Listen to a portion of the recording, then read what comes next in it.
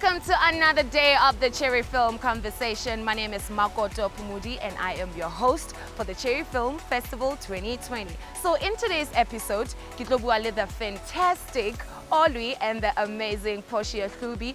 Both are reality TV directors. Re tlo utlwa hore na e etsuwa jwang reality TV. Join us in conversation on www.cherryfilmfestival.com. Welcome to Cherry Film Festival. So due to COVID, we had to resort to Zoom meetings, you know. So hopefully next year, Otla Joanna fix again, because that's where our festival is based. So okay, that would be very nice. Yeah, so festival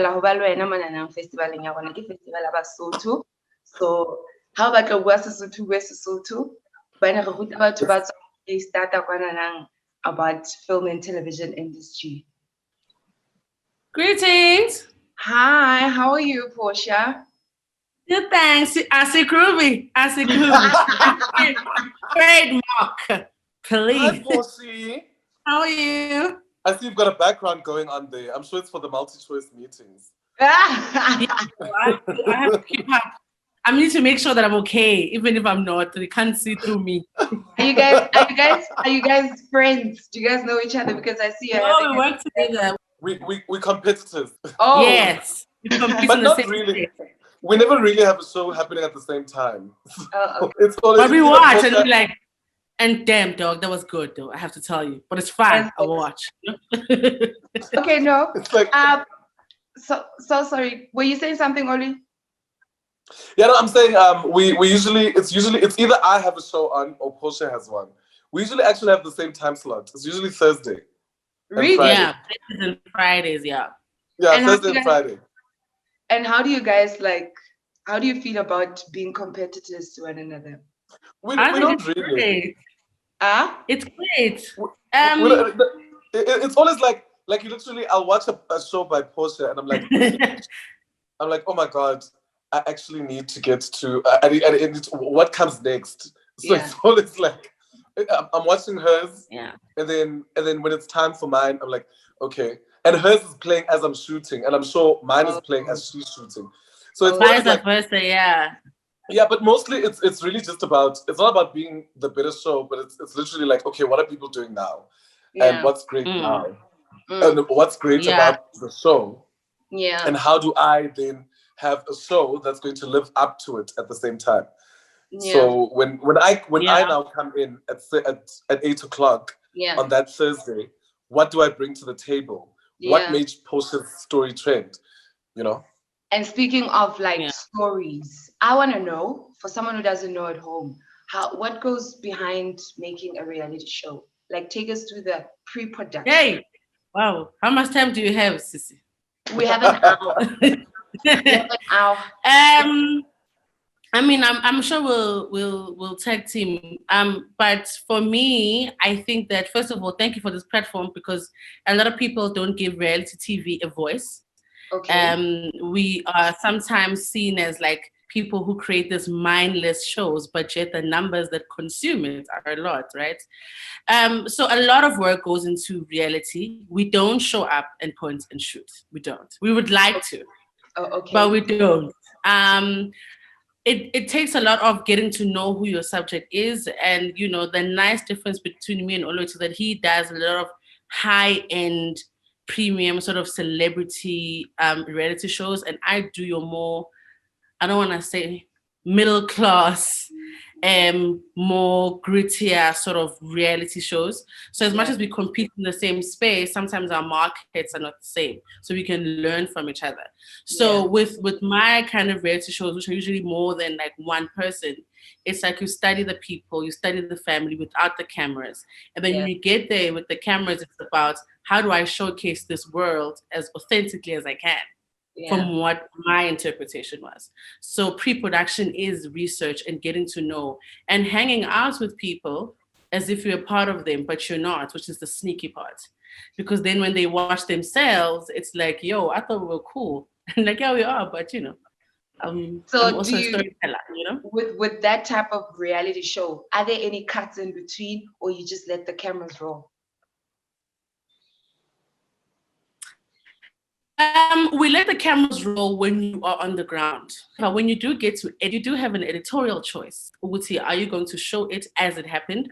Or are you going to minimize certain things? And I think for my kind of reality shows, I don't do a lot of that because I would like to see them as normal people who don't have much to lose.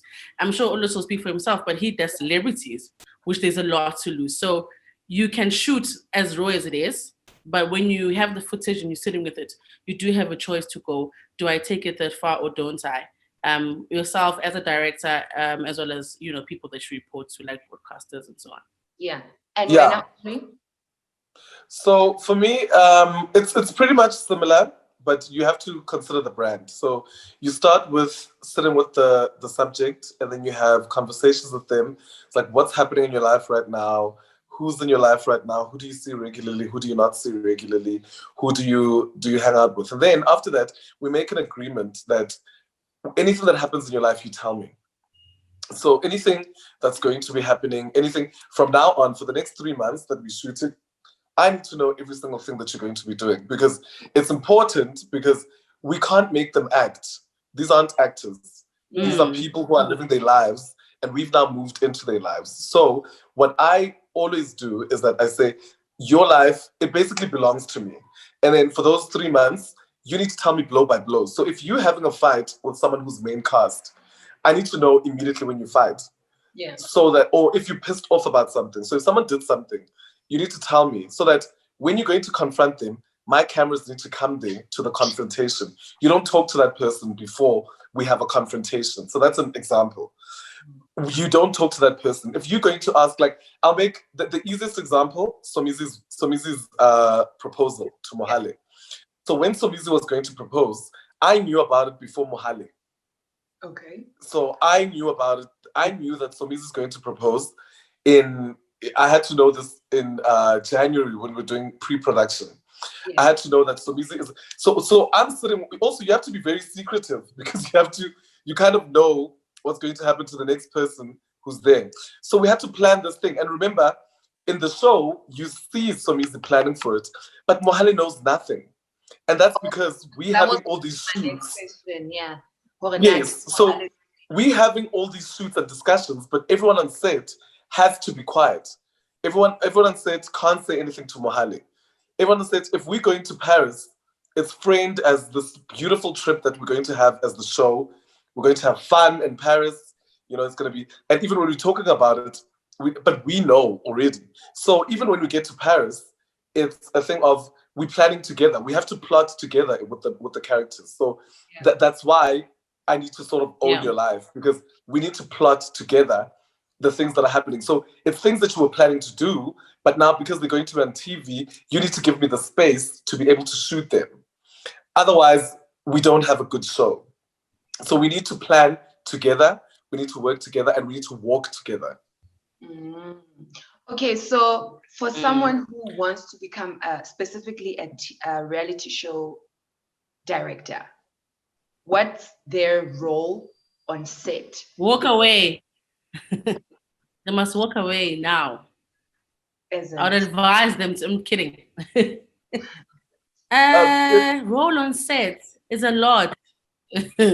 Basically, you are the principal of a school, and you must know what time the school comes in, goes out, what's the subject, how do you teach it, who will pass, who will fail.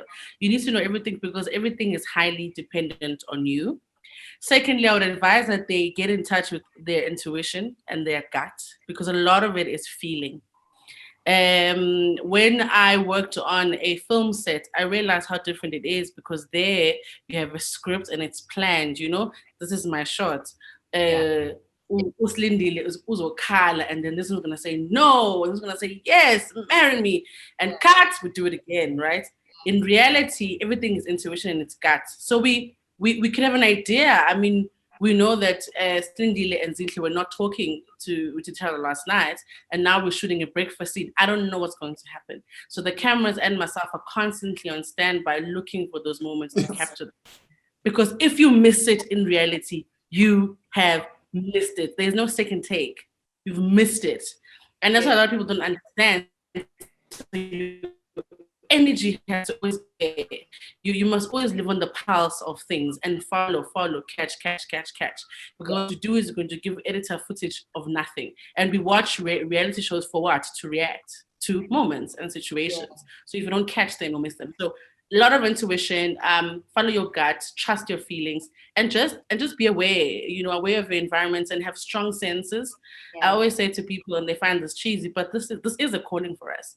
Like if you don't have the energy for it or the intuition, it's gonna fly past you, and you won't be able to capture those moments, so you can capture your audience. Yeah, Portia's absolutely right. It's a lot of instinct because remember, in as much as you've planned that, okay, we're going there because you have an issue with TT and you want to fight with TT, but there are opportunities for so many other things. So in as much as, even while they're having a conversation, you have to listen so that you have an opportunity for something else that might be happening in the same place. As you sometimes you walk in some way looking for one scene and you come out with three. So you need to constantly be present. If phone iPad, because if you have your phone, the only reason I have my phone is if maybe I need to send an SMS to someone on set who is inside and say to them, don't forget that this is what they said to you last time. Because sometimes people forget in the conversation. It's a lot to remember. Yes, you're mad, but also you won't remember all the points. But we also still need to have the line, because what we've realized, in the first seasons of reality, especially a lot of our South African reality shows with the stars, it was really just we walk in. Today it's an event. Tomorrow it's a party. It's another party. It's a performance, and then the next day, we're going to buy things. And then that didn't work because you also have to reel it in, because people like continuation. People like to feel like, there's something that's going on, but constantly going on. So the reason that you have to be there to ask, that's why you can't be, in other shows, a content producer and a director can be separate. So on any other show, you can have a director that just comes on set, gets the script, gets the brief, and they told what to do. But with us, as a director, you're also a content producer, because you have to literally know every single thing that's happening in their lives. You need to know every single thing that's happening in the story, and you have to continue it yourself. You can't just depend on the fact that it's written on paper and whatever. You literally have to be in the story as well. So that's the role for me. And the role for me as well as a director is to also direct the cameras, because I use the same camera. So that's always been a safeguard. The one thing I've learned as time went by is that with reality shows, I need to use the same cameraman. For one, it makes the subjects comfortable. So if you have the same people all the time, we all become a family, and we then become comfortable. So it then becomes easy for the stars on set to constantly deliver, because they then get to a point where they don't see the cameras. And then number two, I then start to direct the actual cameras. So I need to make sure that my eye, in as much as I'm listening, I need to make sure that the cameramen are catching the right stuff. But using the same cameraman has also enabled me to have people who also intuitively pick up things that maybe I'm missing because I'm looking there. And then they see something. So it's very important also to have a really good cameraman who is with you and walks with you. But also, as you're on set, you direct the cameras. It's not really, once you're on set, it's not necessarily about the talent. They've been briefed. They remember where their story is. It's their life. So they're living life. They're living life as they would normally. Yeah, you must catch. Yes. So what you're now doing is that you're making sure that the cameras are following everything that needs to be followed. So if you're sitting somewhere, like I remember there was a story where Somizi just proposed to Mohale, and then now we're in Amsterdam. But now Somizi is with Orlando's there, and Somizi is extremely excited by the fact that he's meeting this coach, and like we picked it up as a set secret that. But he just proposed, but now he's busy like paying more attention to this Orlando, this gorgeous man, and not his fiance. And then what my secret then on set was that, okay, Ryan, you have to focus on Mohale and see how Mohale is reacting to this. So I don't tell Mohale how to react. It's there, it's happening. I see it, I pay attention as we're doing whatever we're doing. And then I say to the cameraman, let's go and let's, so I'll say, you focus on Somizi as he's hanging out with this one, and then let's have a face on this one. Then I brief the editor that this is what happened in this scene. I need you to use those cameras and play around with that. So that's what you need to do, because in a drama, everything is planned. So that reaction of Mohale reacting to Somizi sort of flirting with someone right after proposing, is something that you plan. You say, okay, in this shot, we're going to get a mid shot of you walking with Orlando and having this conversation. And then we're going to have another shot of Mohale. Then you're going to do different takes. Mohale, walk towards us angry, walk towards us whatever. But with us, it's literally, like Portia said, it's a calling, it's instinct. You literally have to say on the spot, okay, he's been hanging out with Tammy more and not with the boyfriend. Keep your eye on that. And that's how it works. It's literally, you're not you're literally making sure that the cameras are catching everything that is happening on set. Yeah. I think, sorry, just to add, I think another thing that I think a lot of people overlook when they come into the space is that if you're going to do reality TV, then you must really try and not judge your subjects. I find that a lot of time when I speak to people or I see how other people work, they put themselves in the show, which is a dangerous thing to do, especially if you're dealing with real people who have real emotions. For example, on Utando, Nestembu, there are certain things I don't agree with Musa Msalego on, as me, Portia Hlubi, and he knows that. And we have our organic fights here and there. However, when the cameras are on and he says something that really infuriates me, I need to check, is it me, Portia, responding? And am I gonna involve my feministic views on him? Or am I going to allow his story to take its true form and say what he needs to say in his perspective, you know? So come into the space, allowing the narrative to go to where it needs to go for itself. And the narrative will guide you, you know?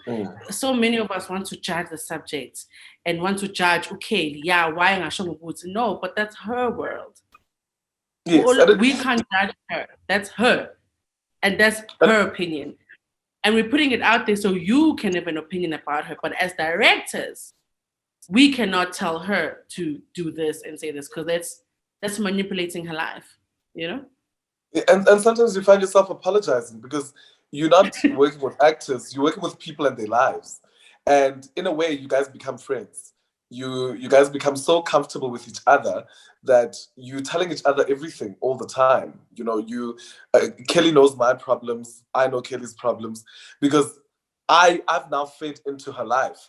But I have to draw that line. That line, Portia's absolutely right. That line has to be absolutely drawn. You have to be like, actually, today I'm a director. that's what it is. And I have an audience to report to who's waiting for you to give them. And you sit with them and you say to them, you know what, realistically, you have to tackle this thing because everyone is asking about it. And you can't just walk past it. You actually have to go back. So you also become sort of a principal.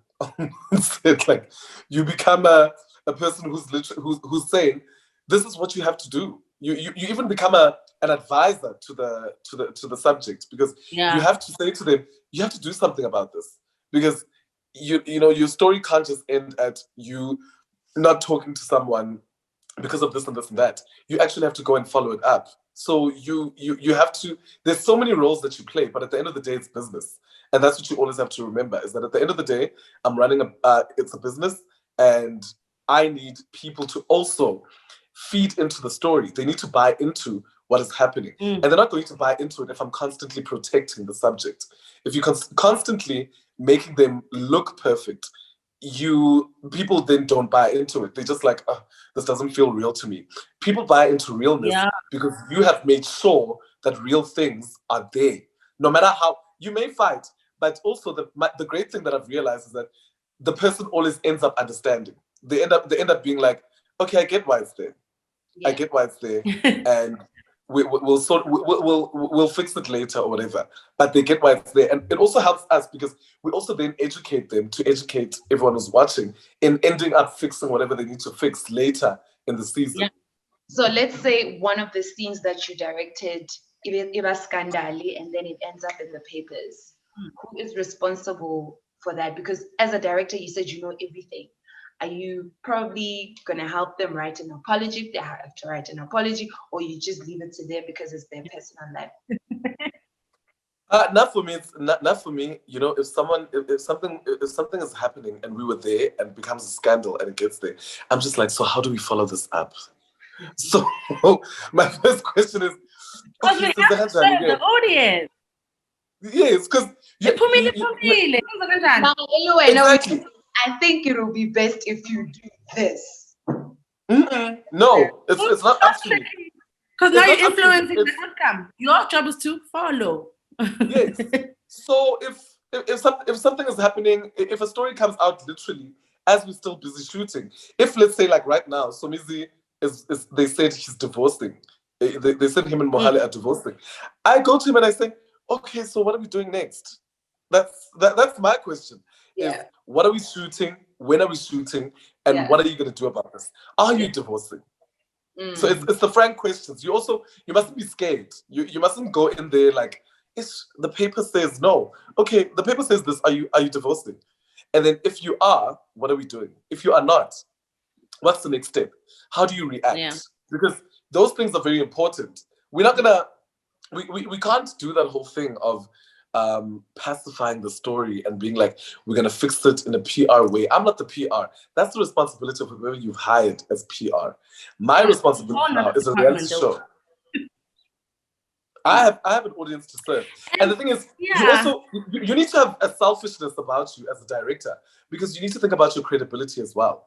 And those are the conversations I always have with them, with the artist. And I say to them, yes, my credibility is on the line, but then also remember yours is on the line. Because if you are not truthful or behave or do something about this in a very honest way, or the way that you're supposed to do it, that looks bad on you. And then your reality show is the one that's called fake, not me. Yeah. True. And I think, you're very right. And I always say to reality stars, don't surprise me, because also surprise Zega. Don't surprise me. Surprise all of them, not your director. You and I can't both be shocked at this article. By the time the article comes out, we probably buying the newspaper together. That's how close you guys have to become. And you have to own your scandals. On Housewives, when Olwee Gumuluza, we all knew she had a sex tape, right? But now it's the first episode. So I always say, address it first. You know, if you say, yeah, I got a sex tape, so what? It's so hard for somebody to come for you with, yeah, whenever in a sex tape, yeah, but sing Sheila. So, yeah. And a lot of reality people struggle with that. That if you own your narrative first, then I have a better way of shaping it for you. But if you're gonna surprise me, and now we're both surprised, it's a bit late, and then you're gonna allow the audience or other people to tell it for you, and that's not what. That's why the Kardashians work so well, because those people commit. Yeah. That's one thing, is that you have to commit. So you have to commit to whatever you're saying, whatever you're doing. You have to commit to it, because once you've made that commitment, that's it. It's literally a commitment, because it's something that I learned about. I briefly worked with an international reality show, and then we had a bit of a workshop where they were teaching us. They were teaching us about the way they do things. So the way that Portia and I do things are actually different to the way that you see your Real Housewives overseas and all of that. We literally say, we buy into your life, and then we say, let's follow it and see what it is. But overseas, they find people who aren't Googleable. They find people that you can absolutely not Google anything about them. You can't find them on Facebook, you can't find them on Twitter, and they create a life for them. And then they have to commit. So if you are going to be seen as, if Nini is going to come in as the girl who used to be a stripper and whatever, she has to buy into it. That is her job. If she's going to be rude, whether she's at a supermarket or wherever, she has to be rude if something happens. And they need to also, because if you see, there'll be beefs that happen in between seasons where there's no season, but it's beef. Because it's so planned, that side, that you're working in between seasons. And that's why we call it reality shows, they call it docu-soap. The actual genre is docu-soap. Because like a soapy, they actually create the action. So with us, it's then different because we have to make people who are Googleable, are well-known, because small country as well. So it's easy to find information. We have to make sure that everything is truthful. So that's why you can't be surprised. And also, you have to make sure that everyone commits. So if someone's view is this particular view, that's their commitment. And they have to make sure that they're committed to this. This is what they've said, and this is what they're doing forever. So on a production, a reality show, when the department is okay, because about producer, director, is there like hair and makeup department? Look, on a South African budget, it's not amazing. It's not trailers and red carpets and green rooms. Let's start there. What you will have is like your basic skeleton crew, which is your director, your producer, your EP, your production managers, your coordinators. You've got the guys that run the engine. Those are your day-to-days that get food, put food in the cars, and make sure that they are giving you the resources of what you need. So they know we're going to Durban, we're going to eat here, we're shooting here. They get the permissions for it. So that's the engine. And then you've got your creative team, which is like your directors, your content producers, your researchers who now get you the information. Okay, Utobile is getting married. She would like this. However, she's not inviting any of the wives. Cool. Then the directors start going, okay, how am I going to tell that story? So those are your creative teams.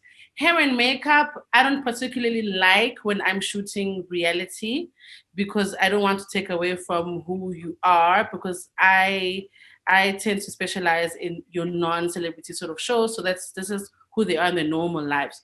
But when I do your master interviews, which what we call your confessionals or your diary cams, we do like to put hair and makeup because that should be idealistic, and it's a world that you paint that is beautiful because they are not in real life. They are reflecting on the moment. So there we allow them to be glamorous.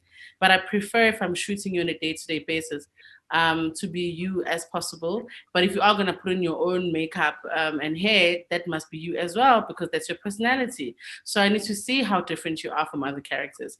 But if I give you the same person every day, I won't get to tell is Tyler Saga Mrs. Mops versus Letabo versus Crystal K.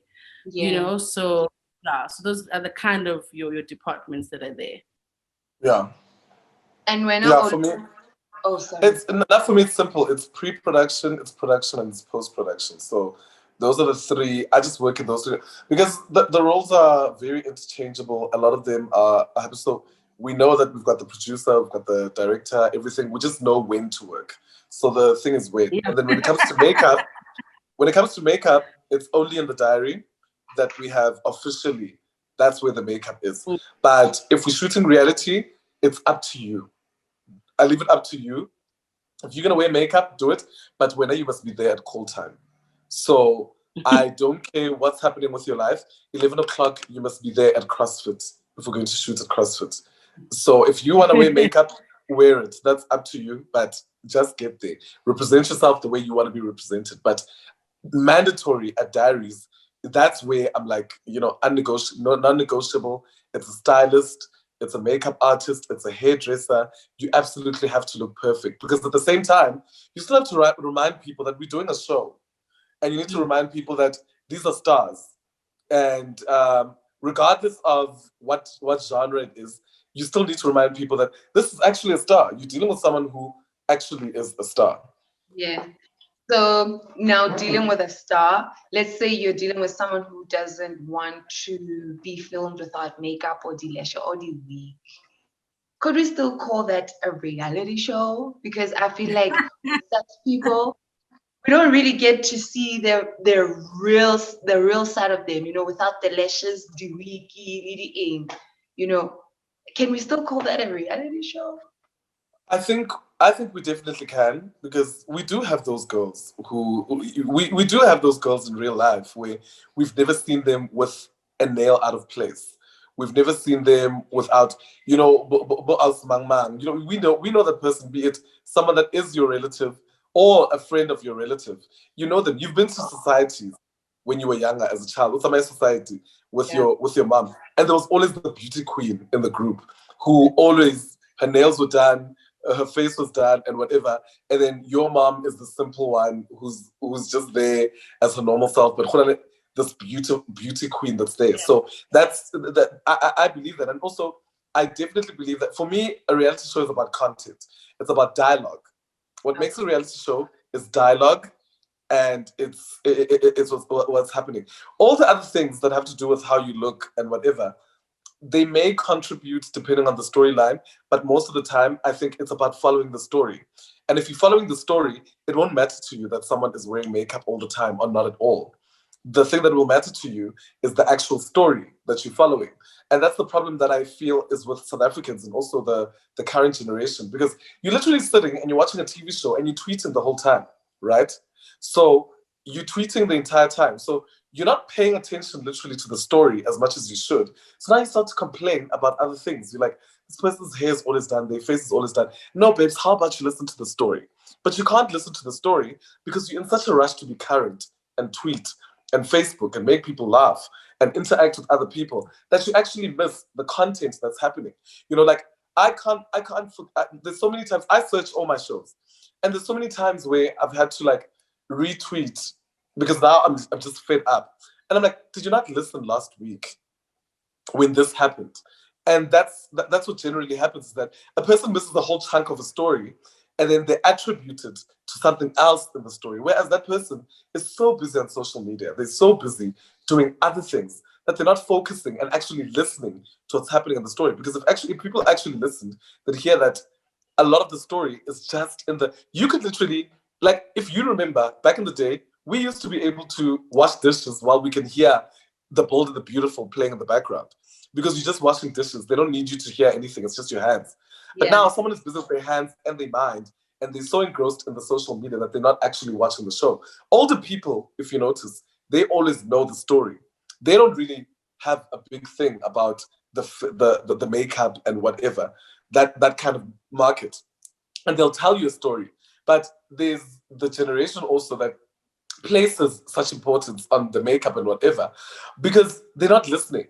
And that's the problem, is that you actually have to listen to the story. And I believe that the biggest part of content is actually the telling of the story and speaking.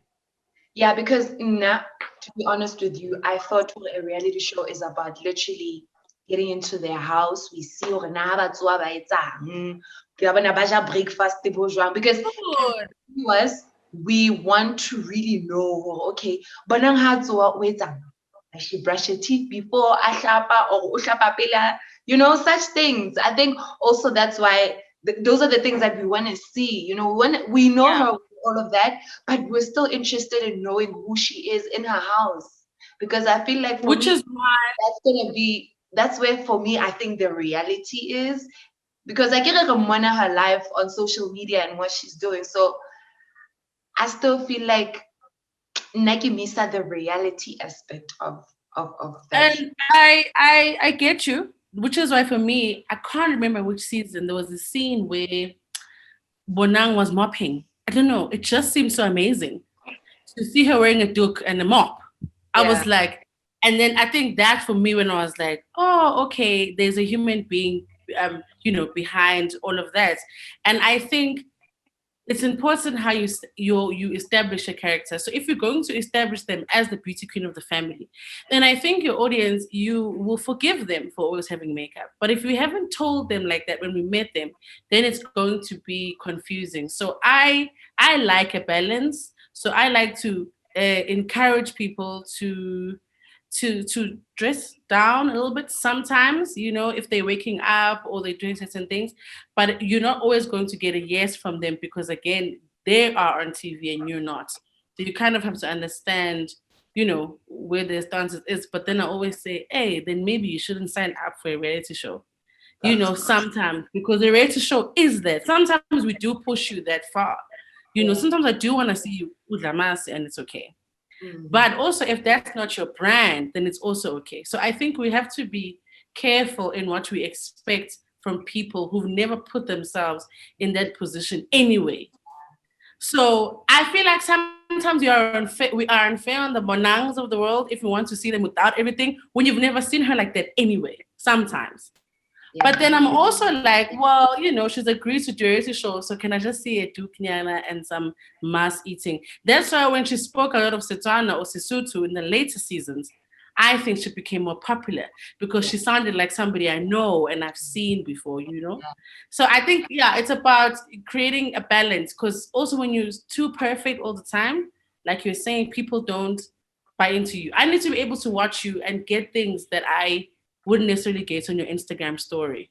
Show me beyond that, you know, and that's what reality is about. But you may not always get it, you know?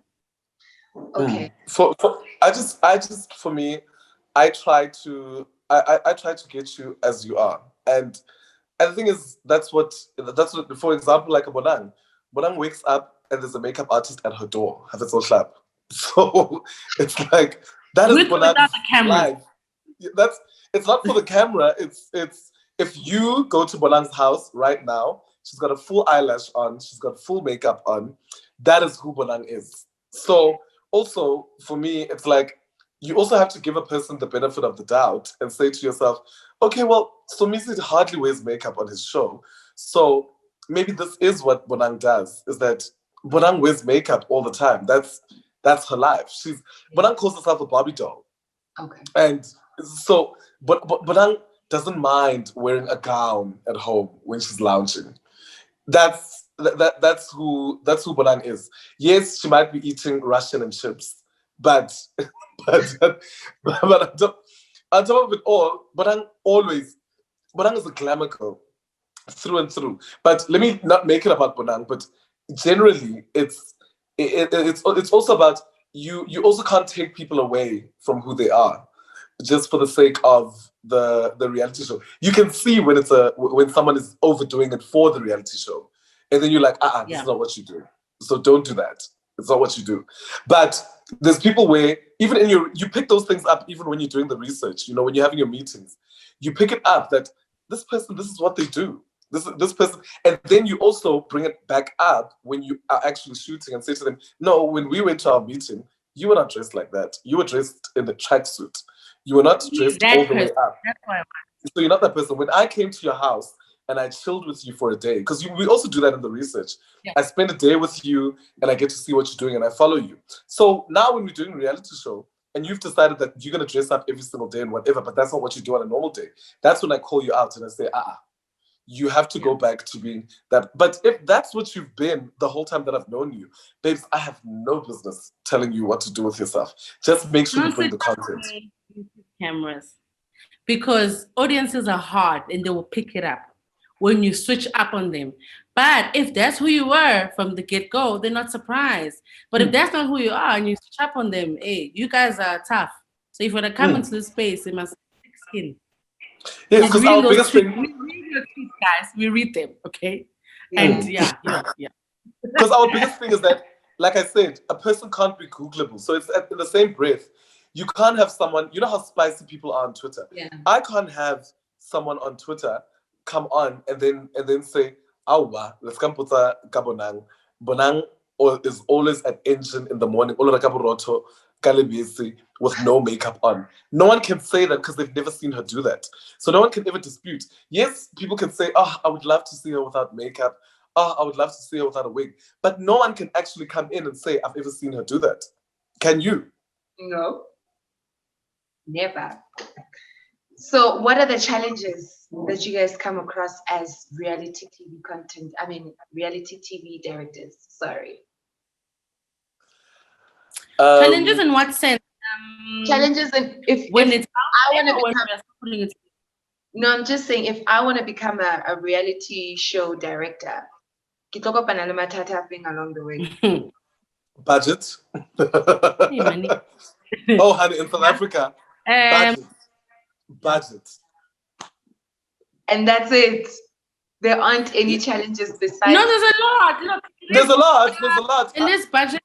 So your interpretation of story can be very different to the person you're reporting to. Yeah. Which is something I've experienced lately where, where you have to understand that if you're going to come and direct in the space, you're interpreting this person's life or this person's family.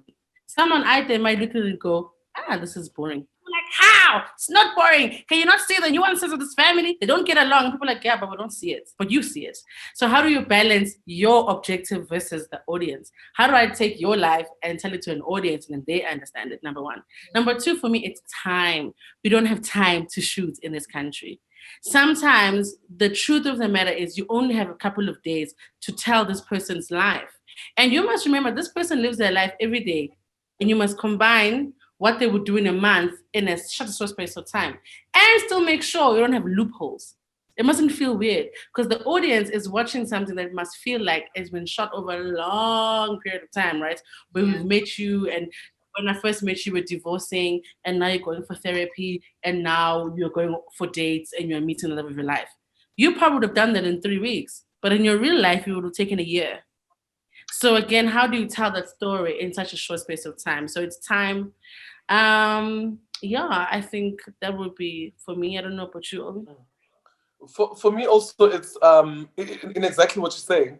It's also managing everyone's expectations. So you have to manage the audience, you manage the subject, and then you manage the client. Like the client wants a separate thing. The sometimes you find yourself in fights for client to the person who's the subject. Sometimes you find yourself in a fight for the subject to client, which is the channel. So you always also have a push and pull in that sense in interpreting someone's story, because you're literally trying to tell someone's story and then you have your vision, but client has their vision, the person has their vision, the audience has what they want to come and see. So you have to balance all of those three things and make sure that everyone is satisfied. So those are the main difficulties. Like a viewing for me is the worst part. I think I have fun the whole time, I shoot everything, and then you have the viewing. And clients can literally come and say, we don't like that. We don't like how the story is going or whatever. And then you have to change it. And then you go and you get you also then... Or you can't change it sometimes. You can't change it. You can't change it because it's been shot. Yeah, because we've got this budget. We've got this budget. Now we've been told that, no, this diary is all wrong. It needs to say this. No, we don't have budget for that shoot day. What she said.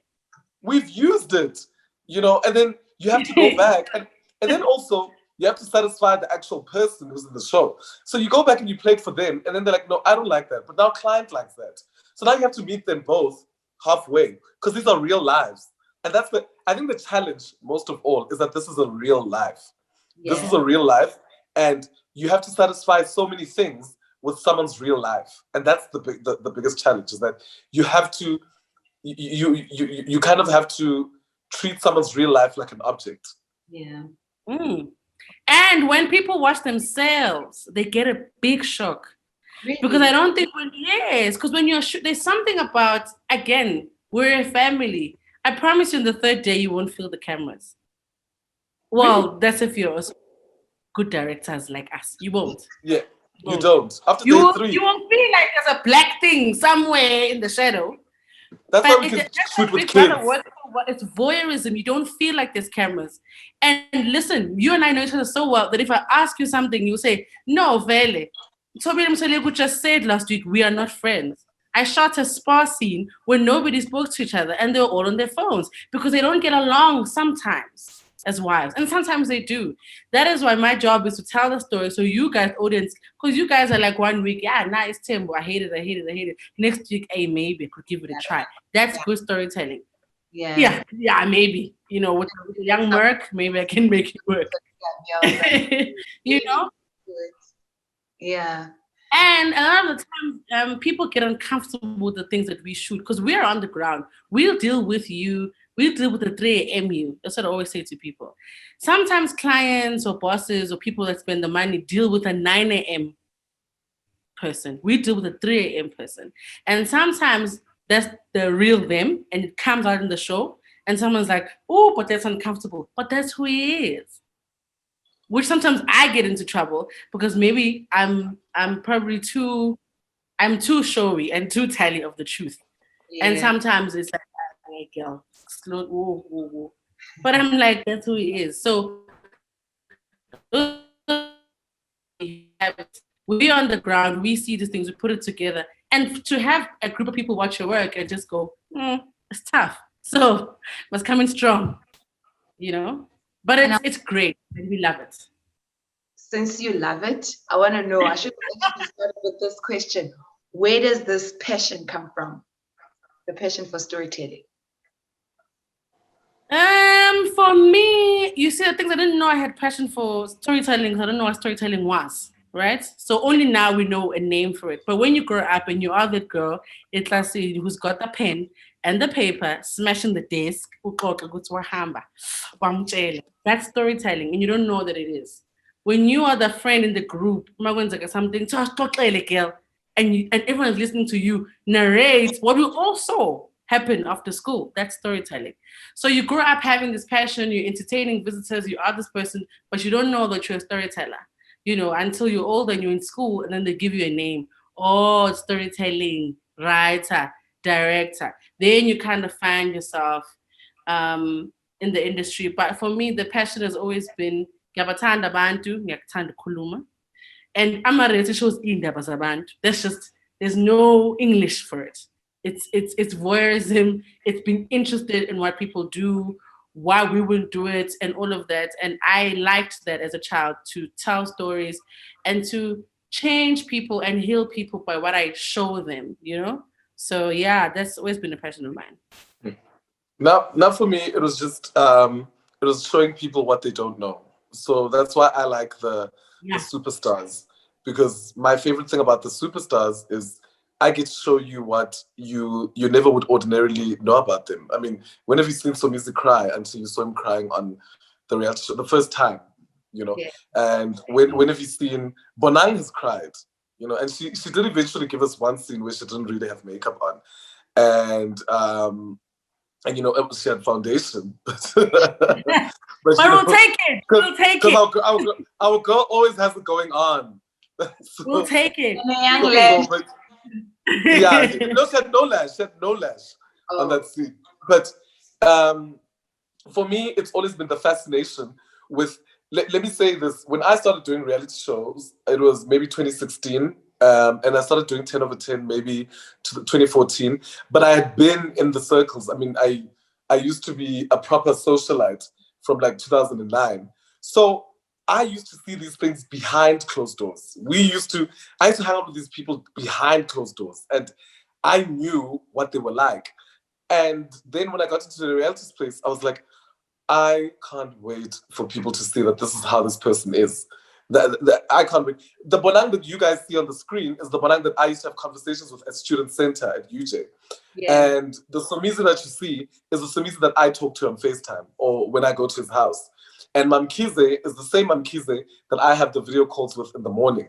And you get to experience that. So I wanted everyone to experience what I experienced. So that's how I come into, my storytelling comes from that, is that I love that fascination. I imagine a lot of my imagination is stupid.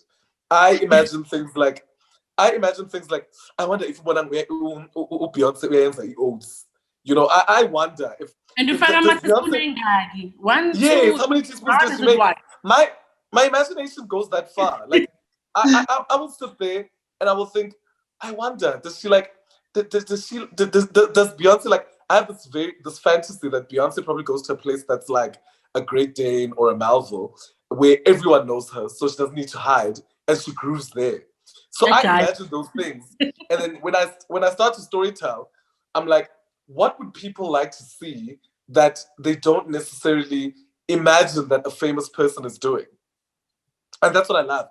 And that's why Bonang trends when she's drinking Savannah on her Instagram live, because it's not something you expected her to be doing. You think she drinks BNG all the time, and that's all she drinks.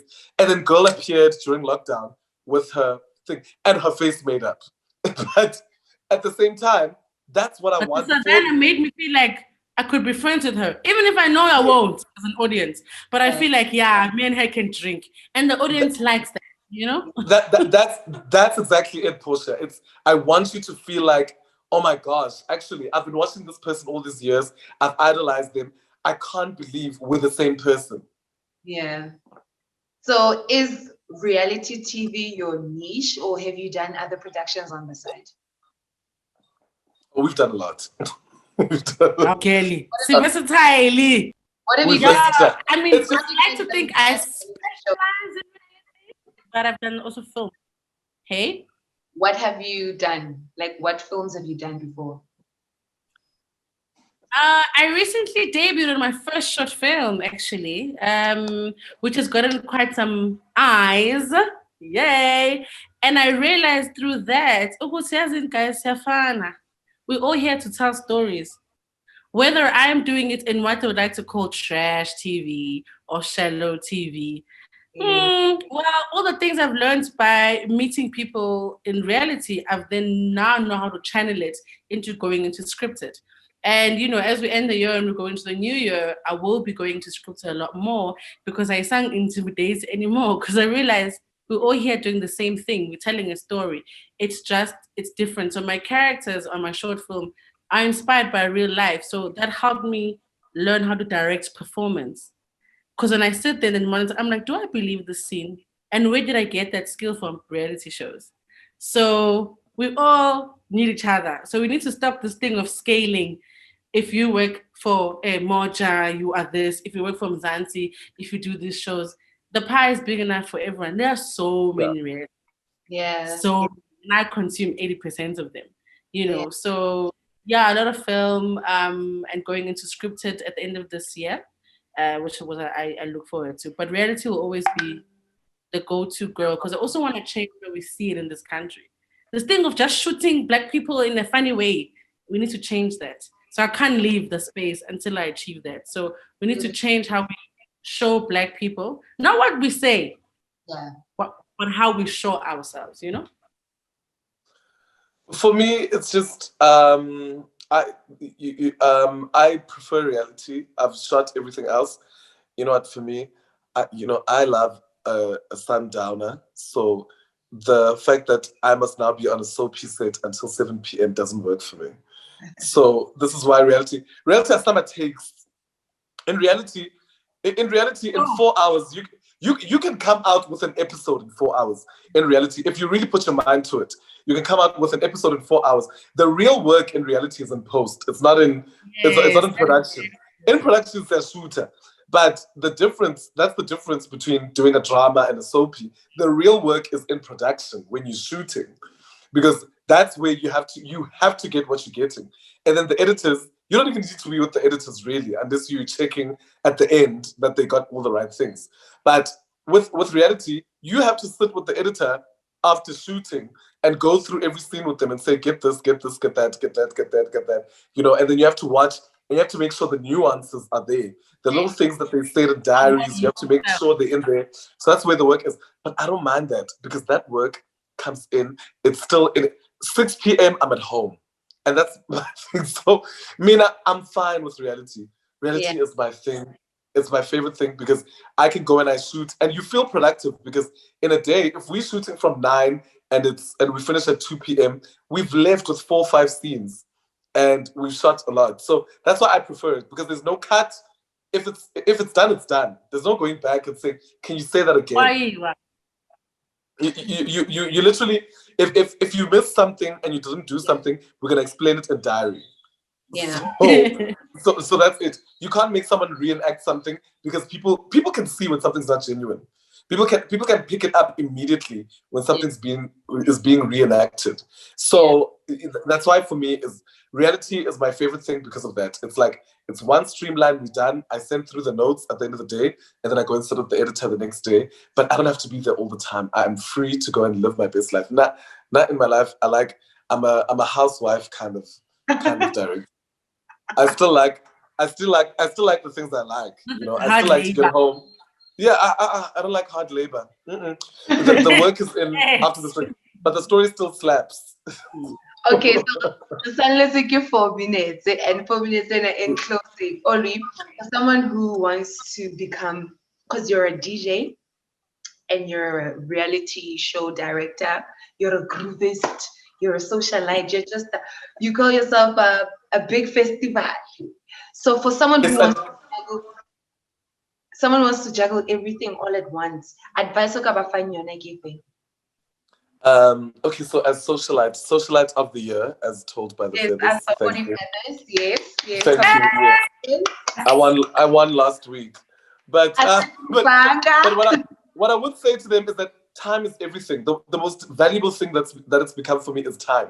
So you can't you can't you have to know what's happening in your life. For me, that's what it's been. It's managing time. So I'm very strict about what I'm doing when. So not time to like, oh my God, 5 p.m. it's this, 7 p.m. it's this, and whatever. But I have to know. So on Monday, I know what my week looks like until Sunday. And that's what you have to be. You have to be really good with time, be on time, and make sure you can manage everything. Because you can do everything. You can. You just need to make sure that you set aside your time perfectly. Yeah. Portia, this is a male-dominated industry. What advice can you give to people like myself or upcoming filmmakers? You gotta get in strong and change the system. There are very, very, very few of us doing this thing. So it starts with us who are doing it to change it. I try and I do a lot of my productions.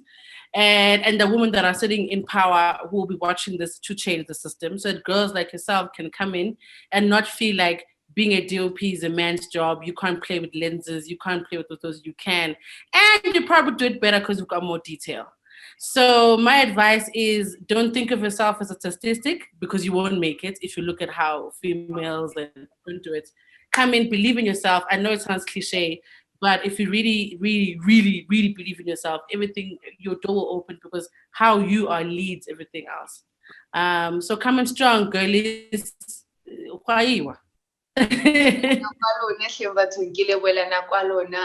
And thank you so much for sharing with us. And again, so much about zoom in and but to tell something. So